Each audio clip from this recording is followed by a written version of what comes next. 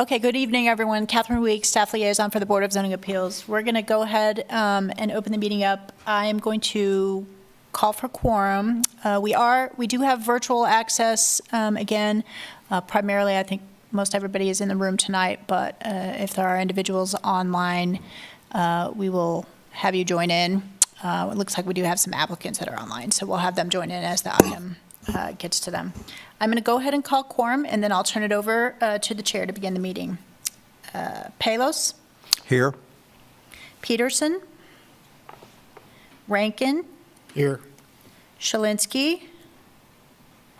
Shanuda? Here. Sinkler? Here. Watkins? Okay, so we do have 4, so we have quorum tonight. So we can go ahead and turn it over to the chair. All right. Thank you, Catherine. Moving on to point B, communications. Does any board member have any communications or acknowledge any communications?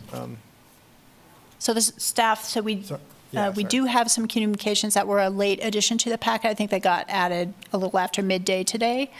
So if you haven't had a chance to look at those, we can look at those. But they are, I believe, relevant to item number 1. I don't know if we had any for item number 2. But. Okay, thank you. Point B, any board members have any disclosure of ex parte communications or abstentions from specific agenda items? No. No. I didn't. No. All right, moving along. Staff, is there any agenda items that will be deferred?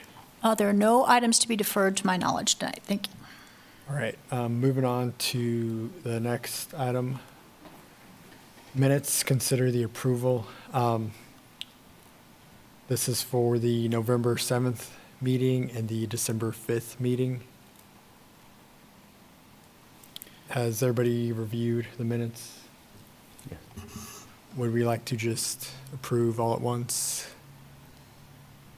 Yeah, they were fairly straightforward. There wasn't much happening on those 2 meetings. I would be in favor of approving both. them all. Yep. Agree. I'd like to make a motion to approve both of the meeting minutes November 7th, 2024, as well as December 5th, 2024. I second that. Thanks. We just need a show of hands for a vote. Okay. Yep. And looks like 4-0, so the motion carries. All right. Moving right along, I believe we have our first agenda item, variance number BZA-24-1007. Staff, do you want to take us through the report? Yes, Catherine Weeks, Staff Liaison. So this item is a multi-part variance. This is BZA item 24-1007 for the property located at 2735 South Iowa Street, also known as Chick-fil-A restaurant. So there are 2 parts to this variance. The first part is for a request for the required front setback in the CS zoning district, and the applicant is requesting a reduction from a required 25 feet to a minimum of 0 feet. And then the second request is a variance from section 2905C of the city code, which relates to parking area setbacks and landscaping areas. And this request seeks to reduce the required setback and landscape area of 15 feet to 0 feet at this location. And so reviewing the 5 criteria for variance requests, the first of which is that it arises from conditions that are unique to the property and not ordinarily found in this zoning district, and also not created by the applicant. So staff did an analysis of this criteria point and found that the physical conditions of the site are not necessarily unique to this area or zoning district. Pretty much this whole developed block has a consistent pattern for setbacks, landscape areas, et cetera. And that the strict adherence to the required 25-foot front setback is not did not restrict the applicant's ability to construct a vehicle drive-through or a lane canopy that they added recently in 2021, and still operate a compliant fast order food use at this particular location. There are exceptions in the Land Development Code to permit things that might typically encroach upon setback areas, and they are things like cornices and canopies, eaves, other architectural features. This request kind of goes above and beyond what those required setbacks exceptions permit. And the request for the variance for the required front setback is not something that has arisen from a hardship created by the zoning or plating of this particular property. This variance request is being driven by the applicant's desire to add an additional area for a second lane at the pickup window. They've previously added a second lane further back in the drive-through area, and that was what the site plan modification was for in 2021. But they are requesting to add that additional area at the pickup window, which is prompting the variance request. So staff did find that this request in particular is being driven more by the operational desires for the applicant at this location, and not necessarily a unique hardship created by zoning or plating of the property. So staff did not find that it met the criteria to point for number one. I kind of briefly touch on number two, that granting the variance will not adversely affect the rights of adjacent property. The request is contained upon this property itself, so staff did not find that if you were to grant the request that it would necessarily create a hardship for additional adjacent property owners. Item number three, that the strict application of the provisions for the chapter basically constitute unnecessary hardship. And just as a reminder, we do have a specific definition for unnecessary hardship, which staff always includes in the staff report for your reminders. And staff does not believe that requiring the applicant to comply with the code required 25-foot front setback and the 15-foot landscaping setback will interfere with the applicant's basic rights of property ownership and will not deprive the owner at this property without compensation. It also does not infringe upon the applicant's right to operate a compliant use on the property as they are currently doing today. It does have a site plan that was approved back in 2014, and then again modified in 2021 to add that canopy over a portion of the existing two-lane drive. And both of those site plans are compliant with current standards. They were created under the current code. So it is currently a compliant site. So staff did not find that this request met the standard for unnecessary hardship, so it does not meet standard for number three. Number four is that the variance desired does not adversely affect public health, safety, morals, order, convenience, prosperity, or general welfare. In general, staff does not feel that if you were to grant the variance, it would create any adverse effects for any of the items mentioned. However, one item that you might consider is just that landscape buffer. The reason and intent for that is for buffering of headlights and oncoming traffic in parking areas. And given that this is a drive-through area, that landscape buffer does serve a purpose for that frontage road that abuts the property. So staff in this finding did not feel that in general it would affect adversely any of those items that were stated in the criteria point. And then number five, that granting the variance desired would not be opposed to the general spirit and intent of this chapter. Staff found that this request would be against the intent of this particular two items in the Land Development Code. The Land Development Code establishes required setbacks for structures within non-residential zoning districts, and those required setbacks, particularly along street fronts, are created to create a uniform kind of streetscape and safety area for right-of-way. The Iowa Street right-of-way is classified as a principal arterial street. Creating and maintaining that uniform building setback as properties develop and redevelop ensures that both the vehicular and pedestrian safety are maintained, and that sightlines down and across the right-of-way are predictable and uniform. A structure's build-to line or minimum building setback line, it is measured from as a distance from the public right-of-way, not from curb, say, but from the actual property line or edge of the right-of-way. Setbacks are not measured to the back of the curb. The Iowa Street right-of-way is an extraordinarily wide right-of-way and includes that primary Iowa Street and also 2 frontage roads, one on each side of Iowa. And the subject property is located on the west side of Iowa Street. While there's a large green space located between the property and that west edge of the frontage road, primarily that is also right-of-way. There is a 15-foot area that is on the subject property that's currently acting as that green space or 15-foot setback buffer, landscape buffer. The Land Development Code anticipates, again, that some architectural features may extend into those setbacks. In this case, this request goes above and beyond what the code is designed to allow and does not meet the intent for the particular intent of this particular chapter.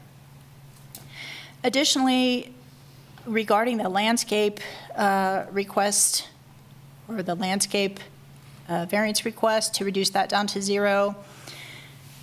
The parking setback areas and locations for non-residential districts state that those minimum setbacks and right-of-way is required to have a 15-foot buffer, and it basically has to be landscaped. The footnote in that table, which is also applicable, it applies to this particular request, and that footnote states that the parking setback from the right-of-way shall provide green space buffer between streets. A shall statement in the code is something that is required. It is not technically eligible for a variance. What would potentially be eligible for a variance is that distance, the numerical value for what would be required. In this case, because the applicant is requesting a 15-foot variance down to 0, staff does not feel that that meets the threshold for being eligible for a variance consideration. So basically reverting it down to 0 would remove that requirement for some sort of landscape buffer.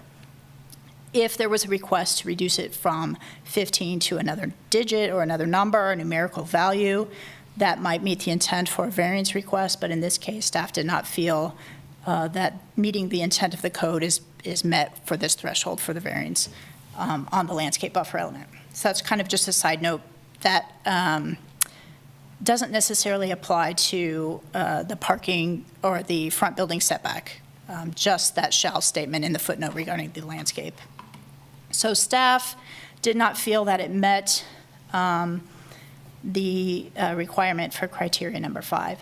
And staff also did not find that reducing the setback down to 0 for the building setback in this case, based on the criteria and review, also did not meet criteria point number 5.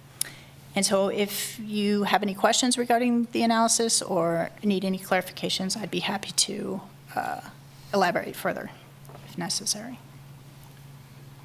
Just want to make a general note in case no one checked the packet later in the day, is that we did also get some communication on this item, and it is in the packet. It did go into the packet a little after midday today, so. All right. Thank you. Any board members have any questions for staff? I have a quick, easy question. So is this we approve all or both? Or can we split up if we want, or? It's a 2-part variance request, so yes, you will have 2 votes, one for the variance request for the parking area buffer, and one for the request for the front building setback. Okay. Just to note, it complicates it a little, because if you grant the request for the front building setback, you are in essence also removing that buffer of 15 feet landscaped area. So for them to construct that drive, you would basically be removing that as well. So just keep that in mind. Okay. And I don't know if I made it clear, but staff is recommending denial for the two items as requested for the front building setback from a reduction 25 to 0 and from the landscape buffer area from 15 to 0. Perfect. Thank you. Does anybody else have any questions No. for staff? No, I guess just a clarification on the landscape buffer. You're talking about right where the drive-through came through, right? Where it does today on the, in the, So where it does today, yes, there's one lane, and then just to the, and we're talking at the pickup window, not for the whole length of the drive-through, but right at the pickup window, Right. there's currently one lane of traffic.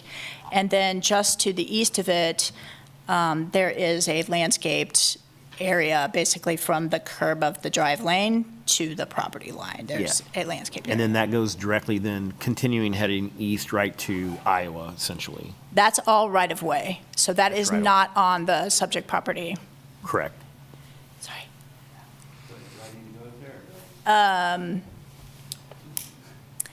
Yeah, I think you would wait to hear the second item, but since, sorry, we have a late board member entrance, so we will get him seated here on the second item.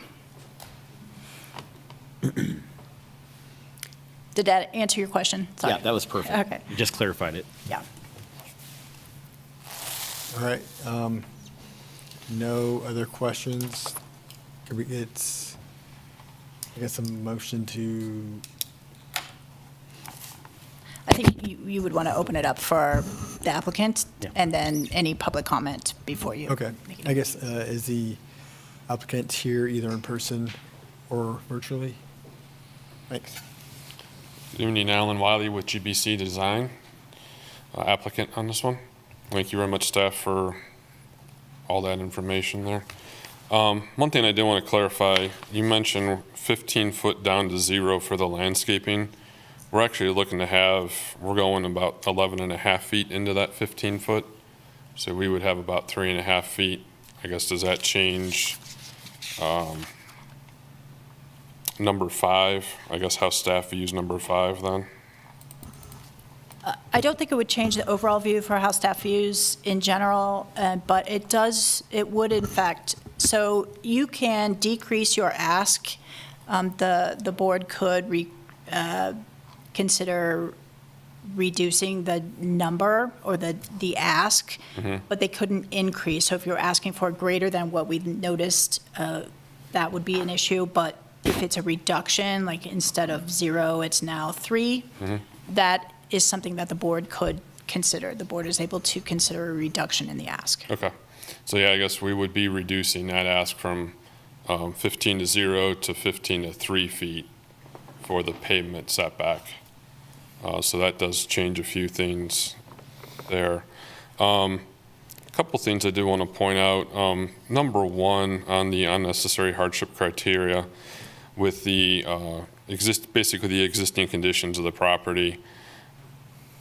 There's an existing building out there at this site. Yes, Chick-fil-A built it at the time it was built. Their current standard was 1 drive-through lane at the pickup window. Due to the pandemic, their business model has changed quite a bit. They went from about 50-50 drive-through to people coming inside to eat. Now it's about 65-35 people going through the drive-through. So they are going through the country right now, trying to increase the capacity of their drive-through, trying to increase that efficiency. One way to do that is to add this second lane that goes all the way around the building so they can hand food out in 2 separate locations and keep the traffic moving through the drive-through. This just helps keep traffic on their property. It helps with the efficiency where you're ordering at 2 stations now, and now you're handing it out at 2 places as well, keeping those cars going through. So that's not really something that was brought on by them. It's the pandemic. It's the way their customers are now acting. That's the reason for this ask with both the canopy, which is going to be covering their team members, covering the customers for the inclement weather, the rain, the snow that you folks have out here, so that the runners taking the food out are able to keep the food dry, keep the customers dry, et cetera. The reason for those 2 lanes out there now into these setbacks, when Chick-fil-A originally built this building, they pushed everything up into the front so the building could be viewed from the street. That's just kind of standard practice. We had no idea that these 2 lanes were coming all the way around. No one thought that was even going to happen in the future.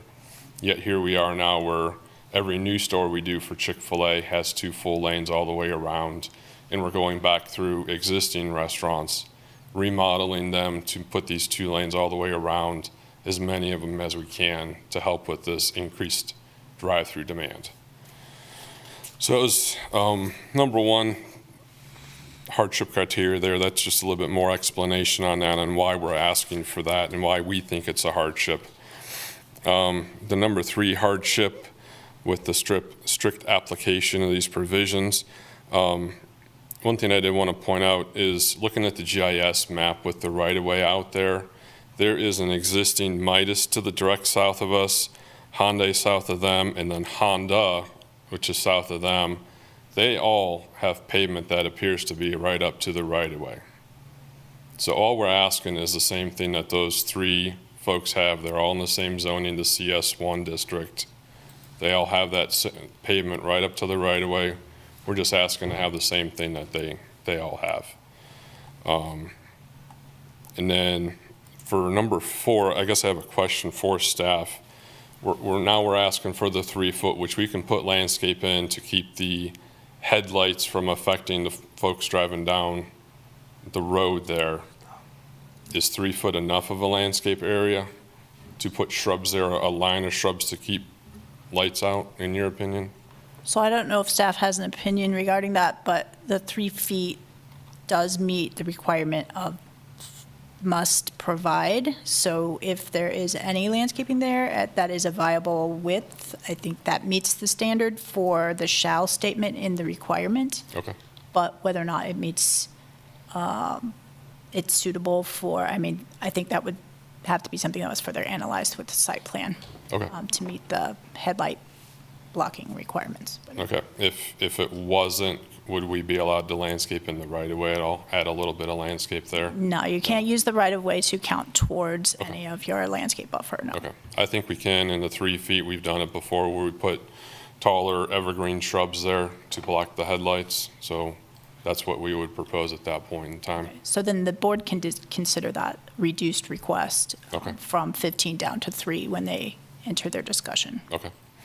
And then on number 5, describe how the granting the variance does not meet the intent of the code. You had mentioned the building setback is an effort to keep all the buildings lined up so the corridor is kind of similar as you're looking down it. Currently, right now, the Chick-fil-A, the Midas, the Hyundai, and the Honda buildings, none of them currently line up at all. They're all staggered. So if we have our buildings not moving, we're just going to have a canopy, which is a thin metal strip on top. I think it's about 12 inches tall with 6 or 8 columns out there that are all 8 by 8 inches. They're all painted dark brown, so they're pretty much they're not invisible, but you're not really going to see them as you're driving down. The intent is for them to be invisible. So by allowing us to have that in front of the building setback, our building's going to be still at the setback. We're asking for a canopy to be within there.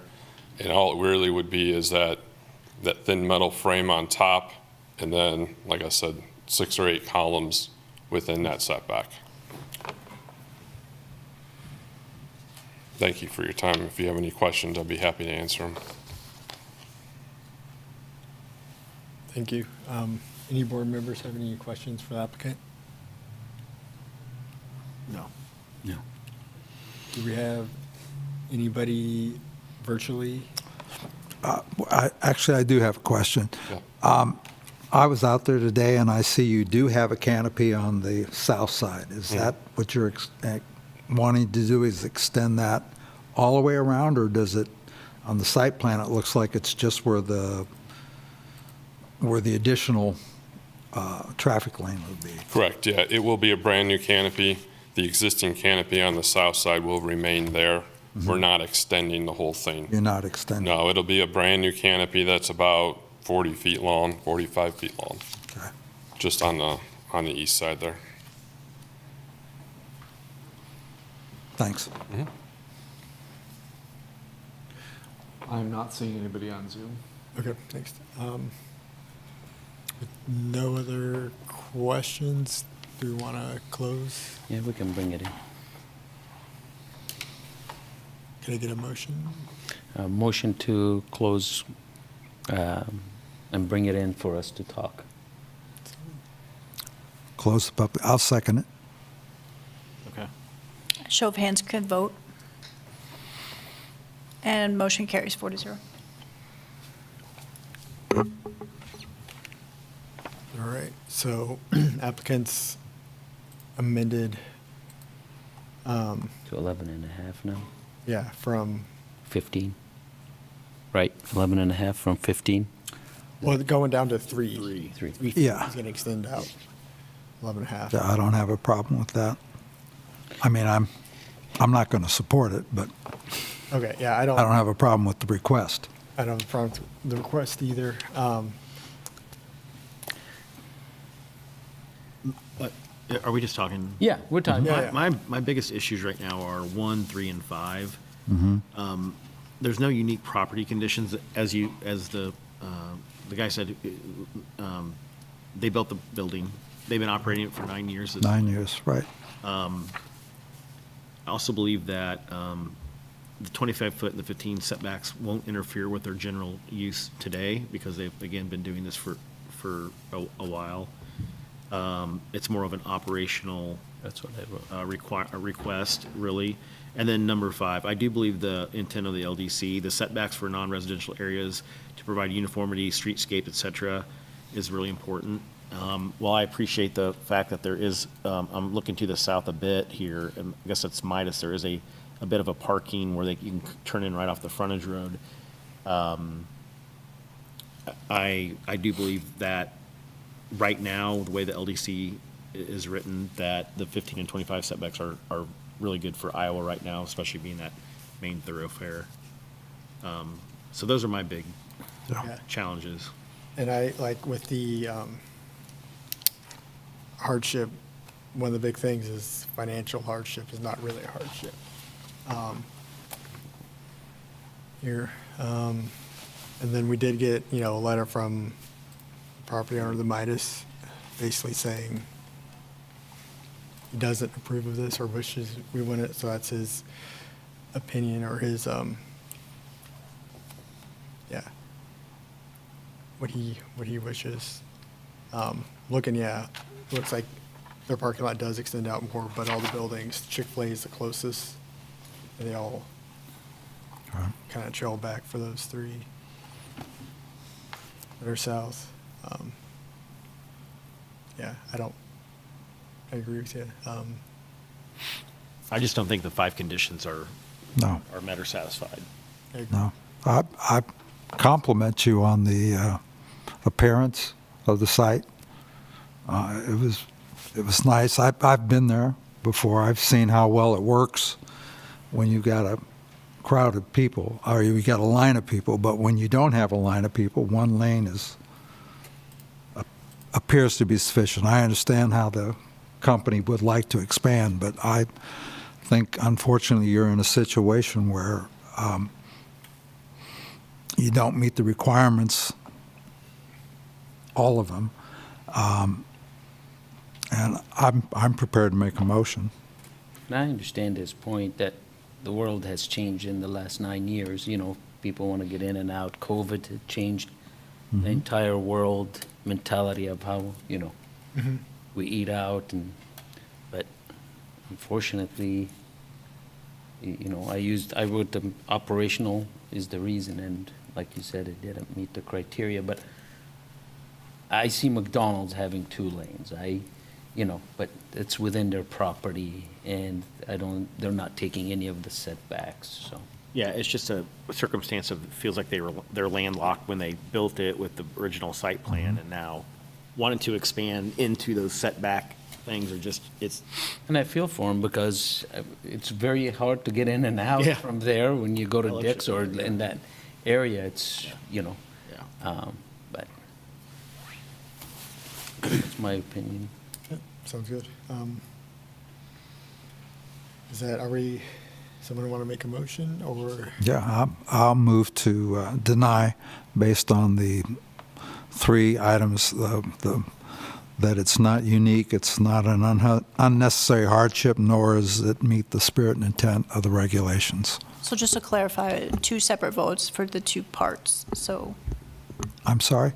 just to clarify, there are 2 separate requests, so Oh. 2 separate motions. I make that motion for both items. I guess, do we feel okay voting for both? I do, yeah. I'm fine with it. They're, I mean, yeah, we're- they're separate, but they're almost one and the same too. Do you want to, And you want to split them, either way. yeah. I mean, we're going to call it for both or one, but just to be, Catherine, what do you prefer? I think just for clarity, we'd just go ahead and keep Yeah. them separate, so make a motion for the first, which would be the building setback. okay, so we're doing 2 separate motions, all right. Well, I'll restate my motion for the building setback, or the canopy setback, is it? I recommend denial of the 25-foot to 0 setback, based on that it's not unique, that there is not an unnecessary hardship, nor does it meet the spirit and intent of the regulations. Second that. Thank you. We can take a show of hands for the vote. Seeing 4-0, so the motion carries. Excellent. All right, do we have a motion for the second part? Dean, you got it? All right, I've got it down now here. All right, this is my 3rd try. I recommend denial of the side yard setback, or the landscape setback, from 15 feet to 0 feet, based on that it is not unique, it doesn't meet the requirements for unnecessary hardship, nor does it meet the spirit and intent of the regulations. Second that. And if you're ready for a vote, we can show of hands. Ready? And I'm showing 4-0, so the motion carries. All right. Thanks. So are we allowed to have our? Yes. Yeah, no, thank you so much. Have a good night.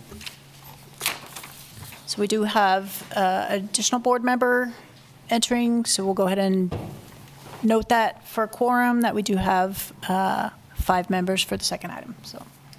Hey, dude. You bet. All right.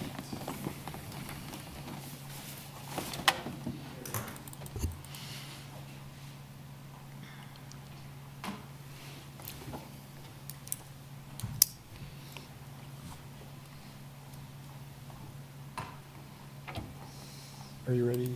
Are you settled? Okay. Sorry for my late arrival. Oh, no worries, no worries. Staff, are you prepared to present the second agenda item? Yes. Okay, good evening, members. As our chair just noted, the second public hearing item tonight is a variance request to reduce the off-street parking for a proposed multi-dwelling residential development at 3100 Michigan Street. As always, I'll rely on the analysis in the staff report, but we'll do a quick rundown of the 5 variance criteria. The first criterion addresses conditions of uniqueness not ordinarily found in the same zone or district. The subject property is an undeveloped existing platted lot. Portions of the subject property are encumbered by the FEMA mapped regulatory floodplain, the city's floodplain management regulations zoning overlay, and a platted drainage easement. The presence of the regulatory floodplain the floodplain management regulations zoning overlay, and/or drainage easements is not inherently unique or extraordinary within the city of Lawrence, especially along the city's southern tier. Several nearby examples are included in the staff report, including the abutting multi-dwelling residential development located at 3250 Michigan Street. The Union at the Loop development was constructed in a code-compliant manner with the same floodplain zoning overlay, drainage easements, and the same regulatory floodplain. To conclude with this first criterion section, staff does not believe that the subject property's existing conditions are extraordinarily unique. The second criterion focuses on the rights of adjacent property owners or residents. Staff does not believe the proposed variance request, if granted, would adversely affect the rights of the adjacent owners to continue operating their multi-dwelling residential land uses. The third criterion focuses on unnecessary hardships as defined by the city's land development code. While the property is encumbered by the regulatory floodplain, the floodplain management regulation zoning overlay, and a platted drainage easement, none of these items restrict or decrease the total number of permitted dwelling units or the use itself. The lot's maximum density remains at 324 dwelling units. The provision of code-compliant quantity of off-street parking spaces is not a hardship so great that the property can no longer support a code-compliant land use. The provision of off-street parking may require an applicant to reduce the total number of bedrooms or dwelling units. However, this development reduction does not constitute an unnecessary hardship as defined by the Land Development Code. The fourth criterion focuses on how the proposed variance, if approved, would affect the public health, safety, morals, order, convenience, prosperity, or general welfare. Regardless of the board's decision tonight, any proposed multi-dwelling residential development would require a site plan which ensures compliance with the remaining code standards like lighting, landscaping, and building setbacks. Staff does not believe this proposed variance would adversely affect any of the previously mentioned items. The fifth and final criterion focuses on the general spirit and intent of the Land Development Code. The intent of the variance process is to provide a relief mechanism for properties that are so unique that code-compliant development would be impossible without a variance. The code also includes the option for an applicant to seek an administrative parking reduction directly from the planning director. The applicant could exercise this option following the formal submittal of a site plan application. Finally, the City Commission recently adopted a rewritten land development code. We anticipate this new code will become effective in early April. Following adoption, the current off-street requirement for a multi-dwelling residential development will go from a minimum of 1 off-street parking space per bedroom plus 1 off-street parking space for every 10 dwelling units to a minimum of 1 off-street parking space per dwelling unit. If this proposed development was submitted after the new code's effective date, the total number of required off-street parking spaces would drop from 529 to 250. No variance would be required. With that, I will wrap up the brief staff presentation and note that staff is recommending denial, but several of our applicant team are with us on Zoom tonight, and they'll be able to speak to this application as well. Excellent. Do any board members have questions for staff? So if they wait until April, they don't need this variance, correct? With the way I understand it, April 1st with the new code coming in? So because it was submitted, so let me back up. Nothing formal has been submitted yet for the site plan. If they submitted before April 1st, it would be reviewed and judged against the current land development code. But if it's submitted on April 2nd or after, it would be reviewed and judged against the new land development code. And I think just to add a little bit of clarification, while staff is not indicating you should be considering the new code that is not in effect until after a submittal after April 1st, I think staff points this out because there is a mechanism currently upon submittal of a formal site plan that the planning director has some latitude to address some parking. So that is an option that is available to them currently, which I think is why it's all presented in the staff report that way. If that makes sense. Planning director wouldn't necessarily be burdened with the same constraints as the BZA.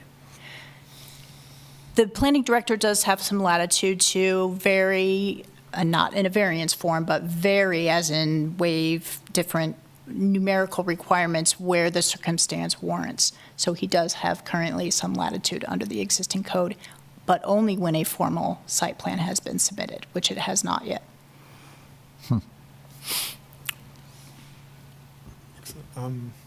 Any other questions? I guess one point of clarification, Luke, you said on number 4, I was just trying to go over the number of spaces, like currently what's required versus after April 1 would be required. I think you said after April 1 would be 250. 250 total. 250 total if they move ahead and submit a site plan that shows 250 dwelling units. Okay, that's what because currently, right now, they're showing, So currently, it's proposed for if, we've had discussions before, so we've had several pre-application meetings. They're proposing a 250 dwelling unit development. That's what the table shows. So under this current code, that's where the 529 number comes from. If they submitted this same 250 dwelling unit development after April 1st, that's where the 250 spaces would be required. and that's it. Okay, One per dwelling unit. all right, I'm with you. Okay.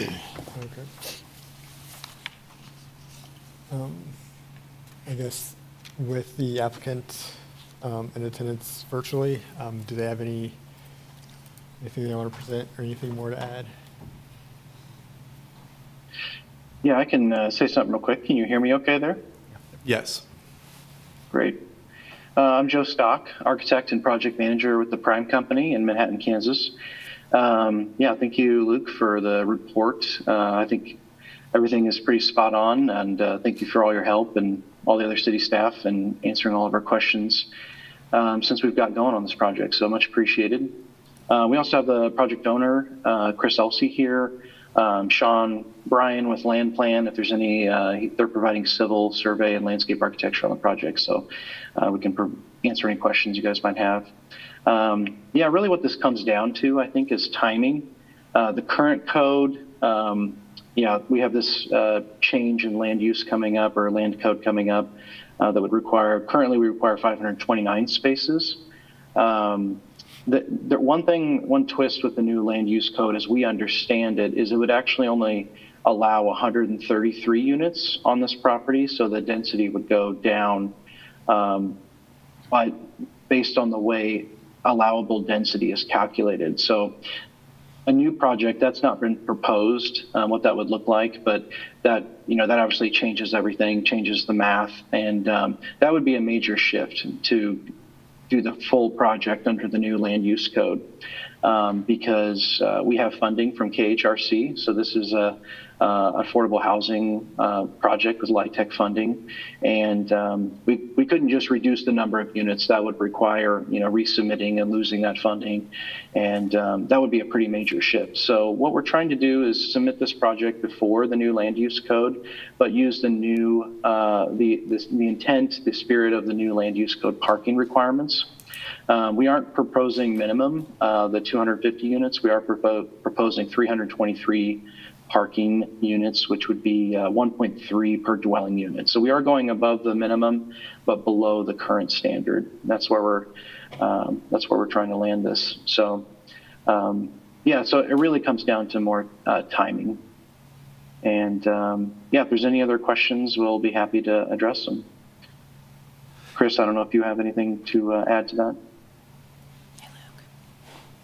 Yeah, I just think, as Joe mentioned, yeah, it's an affordable housing project. I think that's one of the missions of the city, is just to build affordable housing. We're just ecstatic that we receive funding from KHRC. And yeah, really it's a timing issue, and that's why we're here before you now, is we're basically just waiting to kind of get through this process to start building housing. And yeah, if you were to grant this request, we feel like it's within the spirit of the parking requirements, and that we could get more affordable housing built for the community. So that's why we're here today. and we'd certainly appreciate your consideration. Thank you. I have a question. Could you clarify, so I'm looking at the maps that were provided here, and my question is, in general, with the site plan in the area that you have to develop with the 250 units, and also adhering to the setbacks that are, that you'd have to adhere to, is there enough room right now currently for the required spots, the 529? Are you saying that if the new LDC didn't go into effect on 4/1, you still wouldn't have room for the 529 spaces? It would be about 68,500 square feet of additional paving, 204 spots. And as it happens now, part of that is already in that floodplain. We're trying to keep everything tucked up in the northeast corner, away from that floodplain. So it would add all of that, 68,500 square feet of paving would be in the floodplain.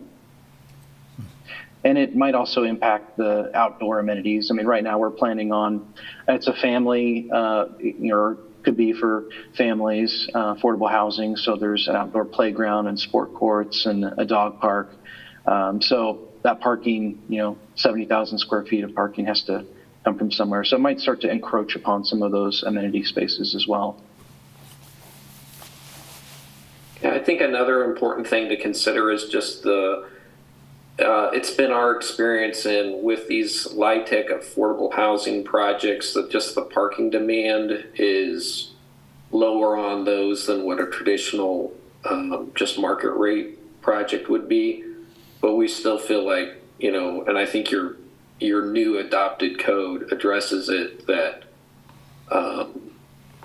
the current, we're going above and beyond what the proposed parking requirement would be. It's been our experience that, the parking, the demand that we're meeting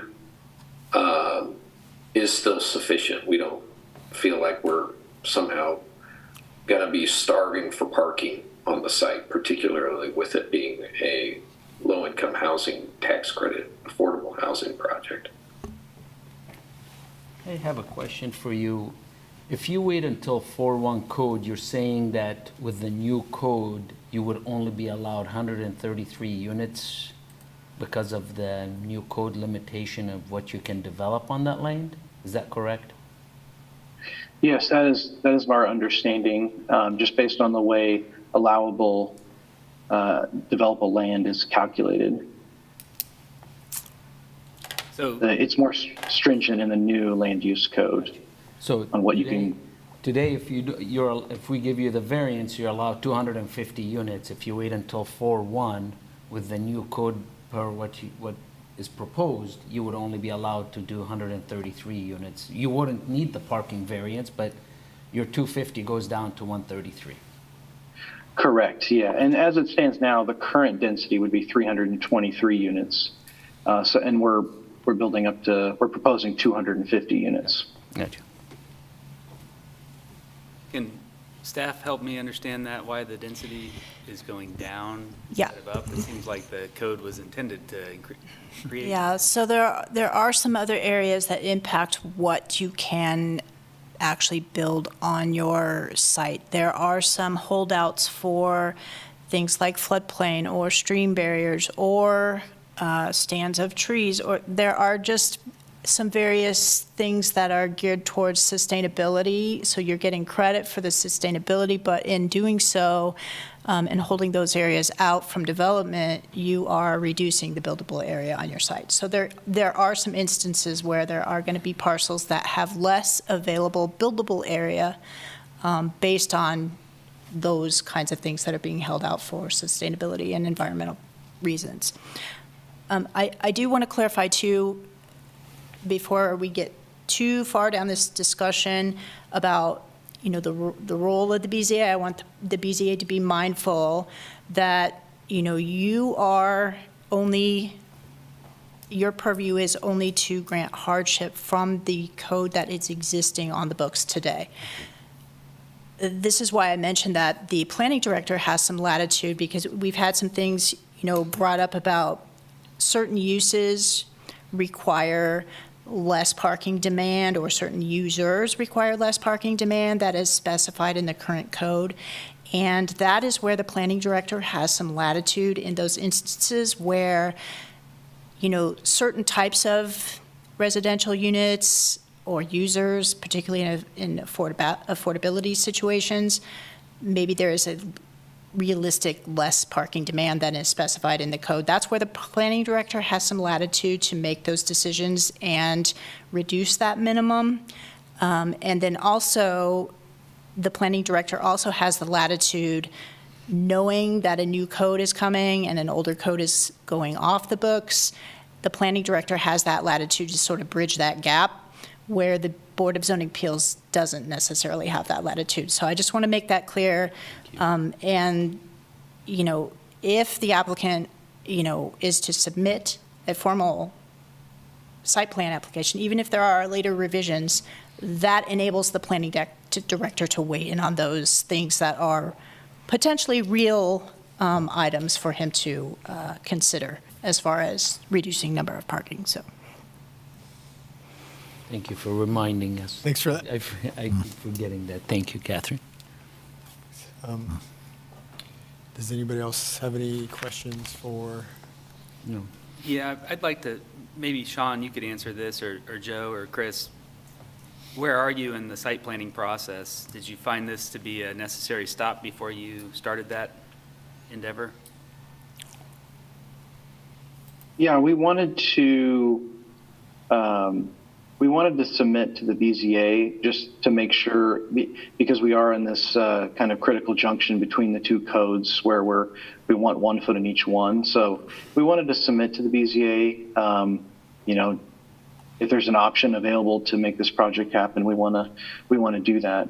But we're also aware, Lucas has made us aware of this other potential route with the planning director, their interpretation.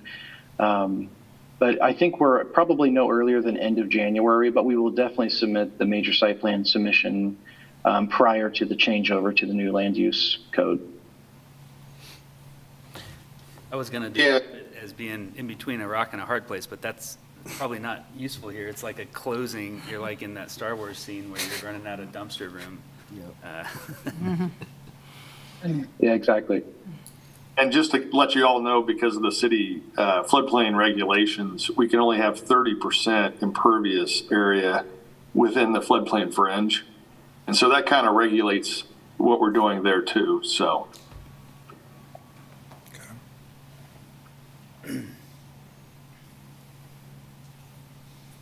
Yeah, I mean, I think again, like the reason, I guess from our standpoint, again, like time is of the essence, and we're trying to explore all options where we can, try to get the housing built as soon as we possibly can. And so this was an option that was presented to us. We feel like it kind of fits within what the general intent of things were.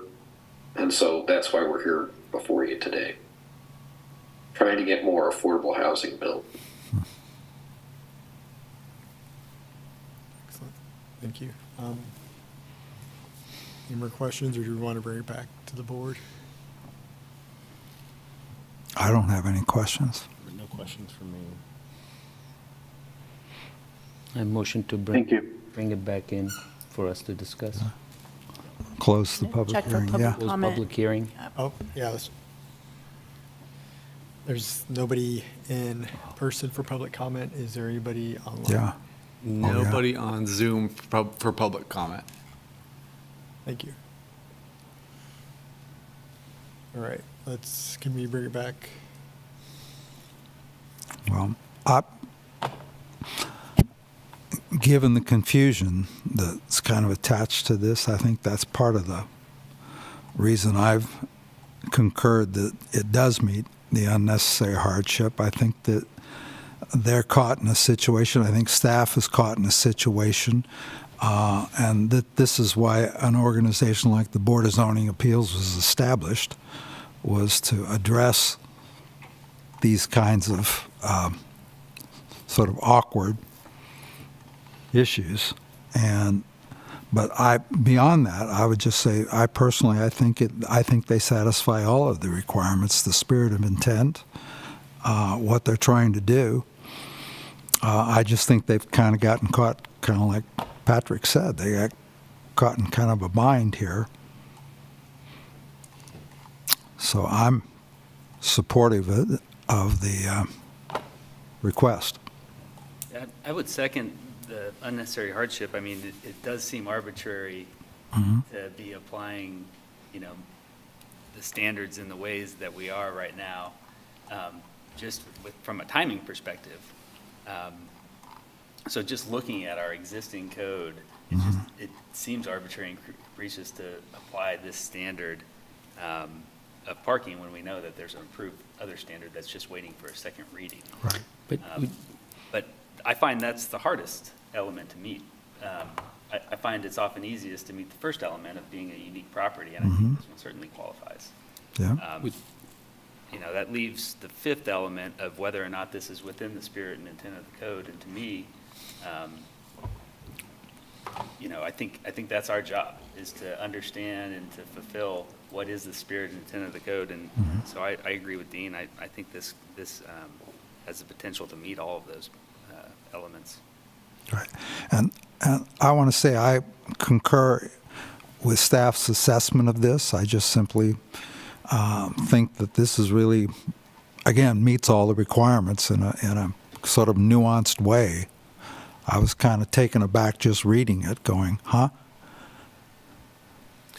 Can I just ask for clarification on whoever knows, maybe staff, but if and when they submit a site plan, which sounds like maybe end of January, this would go to the planning director, and at that point, the planning director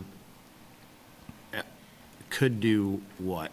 So if you denied the request tonight, they could submit their major site plan application, and part of their application packet would be a short letter, exhibit, and supportive materials that would go to the planning director. There's an exception in Article 6 of the code where the planning director can administratively reduce parking, the off-street parking requirement. And so as we start to do our site plan review, the planning director would give basically a determination at that point. Okay. Is that in the current code? That's Yes. in the current. It's in the current code, okay. So that would allow the planning director to kind of, Give them an exception. between the old and the new coming, plus the other factors that Catherine you Yes. had mentioned, Yep. consider how many parking spots are actually Yes. really needed. Yes. They're requesting 204 parking exemptions. That's a lot. It's a lot. That's a lot. And But the city's new regulations are addressing. But then it would only limit them to 133 units. Right, okay. yeah, I think the big thing is they want 250 units, Yeah. and they can build less, but they don't want to, which I understand. You want to maximize. Because it's got to pencil out for them. Yeah. I think they have multiple issues with parking. One, I think it does check out that the affordable complexes in town use less than, the maximums that we're used to. But secondarily, the location just doesn't lend itself to a bunch of off-street parking around. So if they build less than they actually need, they're in a tough spot. It's a market-driven issue that it's a feasibility issue for the developer. I think they're taking the risk on the possibility of not having enough parking, more than the city is. But I do think that what they say checks out about, providing 1.3 spots Per unit. per unit. I think that jives with what I understand on the affordable front.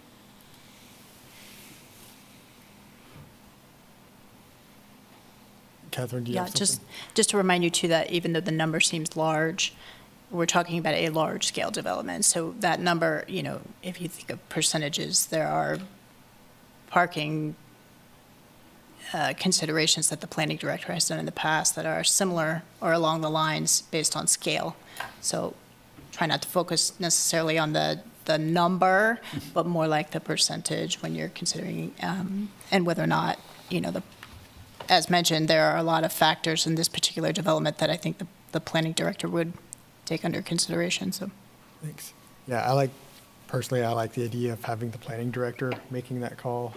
This is under multi-dwelling residential use, not affordable housing. Like, there's no separate footnote or anything.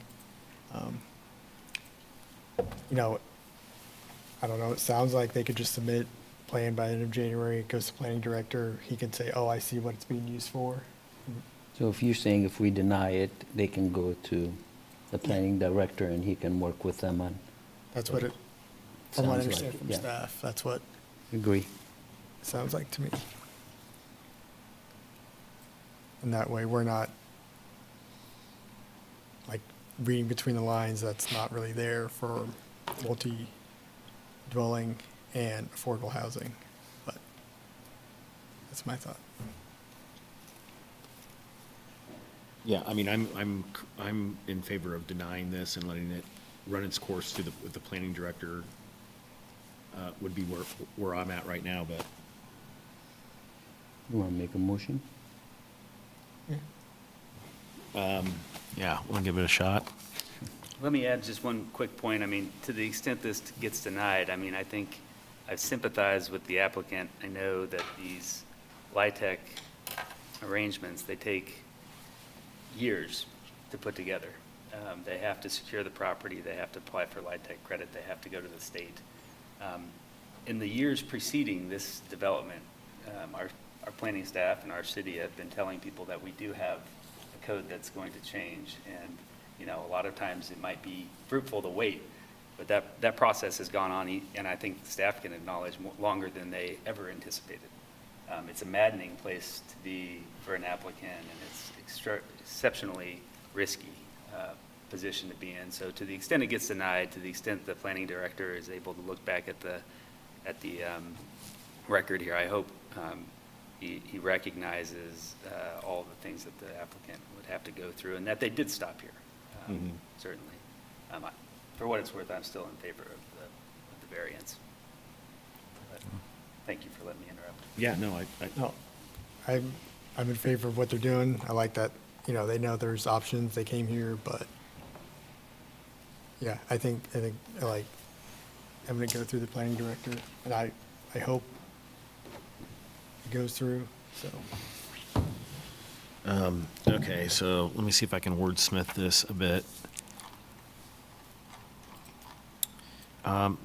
So I'd like to make a motion to deny the variance request based upon the fact that the request does not satisfy all 5 of the conditions set forth in section 20-1309 of the LDC. Now, do I need to go through each one of the requirements? No. No, that's, okay, so I can end it there? Okay. All right, we have a motion. Do we have, I second that motion.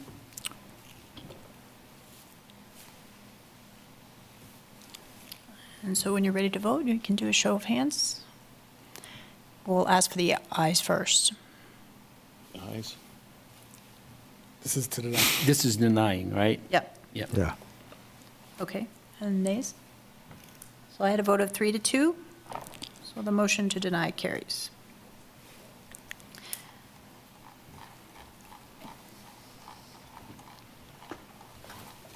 Prime folks, I can follow up with you tomorrow morning. Sounds good. Thank you, Lucas. Thank you all. very much. Thank you. Thank Thank you. Take care. All right, I believe that's the end of public hearing agenda items. Are there any miscellaneous items that need to come before the board? So normally during miscellaneous items, I like to try to give you a heads up if we have items on the agenda. So far, I haven't seen any. We still have a few days left before the agenda comes. Luke pointed out at the beginning of this meeting, before everybody was here, that we will be transitioning into the new code. So the actual deadline for BZA. Prior to that, the last deadline, I think, is just January 27th. Is that right? And that would be for the March meeting. That would be for the March BZA meeting. And so then anything coming after that would potentially be under a new code. So that's really the only update I have at this moment. All right, thank you. And with that, I believe if we get a motion to adjourn the meeting, do we need one? Motion that we end the meeting. Second. All in favor? Motion carries. Thank you. Thanks, Catherine. Thank you. That's all. Thank you all for your time. All right.